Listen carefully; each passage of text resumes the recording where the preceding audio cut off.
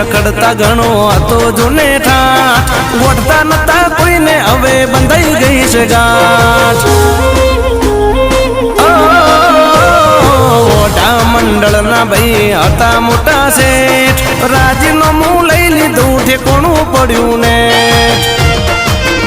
ઓ મન ખોલી નાચે આજ ભૈલું ના ભાઈબંધ ના નાચે ને નિહાહો ના હમ આ મન ખોલી નાચે આજ ભૈલું ના ભાઈબંધ ના નાચે ને નિહા